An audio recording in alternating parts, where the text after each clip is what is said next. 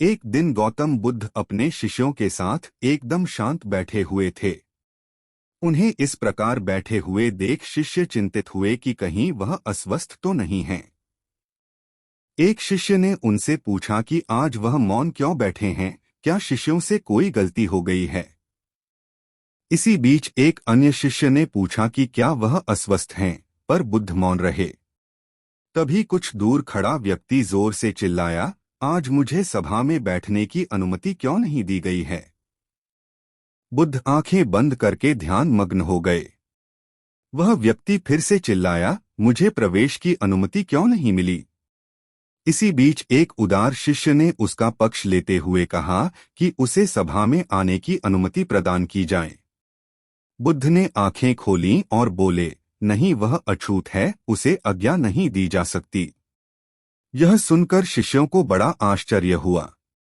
बुद्ध उनके मन का भाव समझ गए और बोले, हाँ, वह अछूत है। इस पर कई शिष्य बोले, हमारे आश्रम में जात पात का कोई भेद ही नहीं, फिर वह अछूत कैसे हो गया। तब बुद्ध ने समझाया, आज वह क्रोधित होकर आया है। क्रोध से जीवन की एकाग्रता भंग होती है। क्रोधी व्यक्ति प्राय मानसिक हिंसा कर बैठता है, इसलिए जब तक वह क्रोध में रहता है तब तक अछूत होता है। इसलिए उसे कुछ समय एकांत में खड़े रहना चाहिए। क्रोधित शिष्य भी बुद्ध की बातें सुन रहा था। पश्चाताप की अग्नि में तपकर वह समझ चुका था कि अहिंसा ही मनुष्य का महान कर्तव्य व परम धर्म है। वह बुद्ध के चरणों में गिर पड़ा और कभी क्रोध न करने का प्रण लिया। शिक्षा आशय यह है कि क्रोध के कारण व्यक्ति अनर्थ कर बैठता है और पश्चाताप उसे बाद में होता है, जिसका कोई लाभ नहीं मिलता। इसलिए हमें क्रोध नहीं करना चाहिए।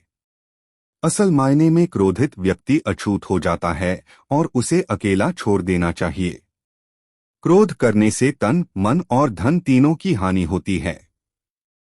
क्रोध से ज्यादा हानिकारक कोई और वस्तु नहीं है।